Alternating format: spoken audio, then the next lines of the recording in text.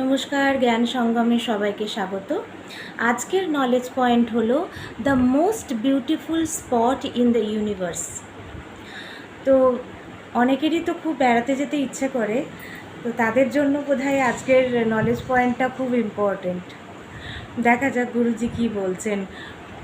The most beautiful spot in the universe, এমন একটা জায়গা আছে যেখানে তুমি যেতে পারো এবং সেখানে সব কিছুই সুন্দর।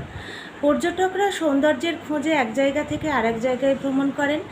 তারা ছবি এবং স্মৃতিসহ সৌন্দর্যকে তাদের সাথে করে বাড়িতে নিয়ে আসার চেষ্টা করেন। তারা কেবল চেষ্টাই করেন এবং শুধু চেষ্টাই করেন।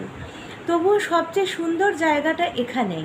আমরা যখন এখানে আসি তখন দেখতে পাবে যে তুমি যেখানেই থাকো সব কিছুই এত সুন্দর।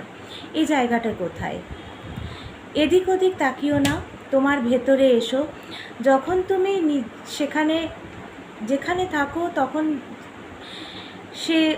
যে কোনো জায়গা সুন্দর হয়ে ওঠে। তারপর যেখানেই যাও সেখানেই তুমি সৌন্দর্য যোগ করো। যখন তুমি অসুখী থাকো তখন চাঁদও তোমার বিরক্ত লাগবে, মিষ্টি জিনিসটাও তোমার বমি বমি পাবে, সঙ্গীতও বিরক্ত করবে।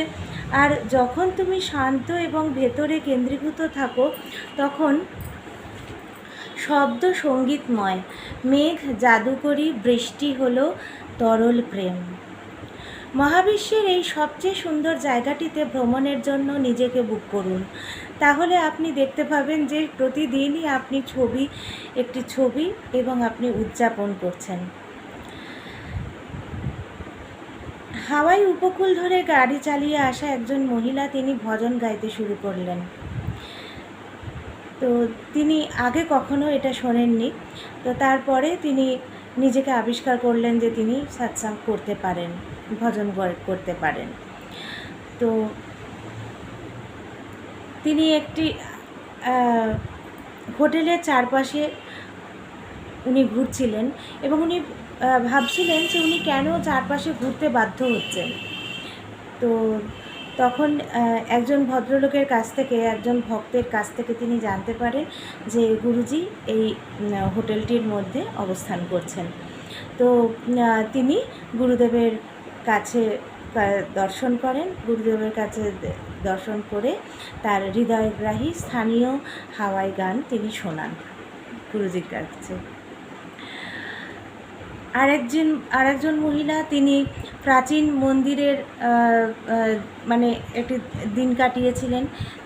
তিনিও তার আধ্যাত্মিক গুরুর সঙ্গে দেখা করার জন্য খুব প্রার্থনা করছিলেন মন্দিরে। তো বাড়ি ফেরার পথে তিনি গুরুদেবের সাথে দেখা করতে পারেন এবং তাৎক্ষণিকভাবেই তিনি ভক্তিপূর্ণ হয়ে ওঠেন। তো এই হচ্ছে নলেজ পয়েন্ট।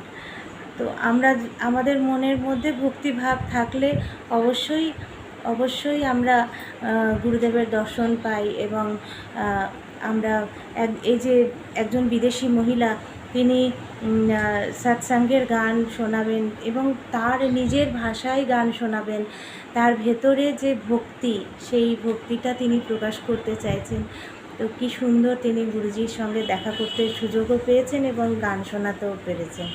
আর একজন যিনি মন্দিরে তিনি প্রার্থনা করছিলেন যে আমি কিভাবে আমার গুরুর সাথে, আধ্যাত্মিক গুরুর সাথে দেখা করতে পারবো। তো তারও গুরুজির সঙ্গে দেখা হয়ে গেল। তো এই যে মনের ভেতরের গভীর ভাব এবং ভক্তি, তার থেকেই কিন্তু উপায় বেরিয়ে আসে। তো সবাই ভালো থাকবেন, সুস্থ থাকবেন।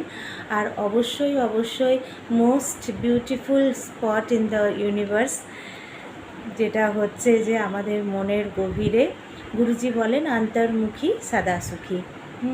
তো বিদেশেও যত আর্ট অফ লিভিংয়ের প্রোগ্রাম হয়, আমি দেখেছি তাদের হেডিং থাকে জার্নি উইদিন। আমার খুব ভালো লেগেছে এই কথাটা, জার্নি উইদিন। তো এটাই হচ্ছে beautiful spot in the universe. সবাই ভালো থাকবেন, সুখে থাকবেন, শান্তিতে থাকবেন। পরে দেখা হচ্ছে পরের এপিসোডে। নমস্কার।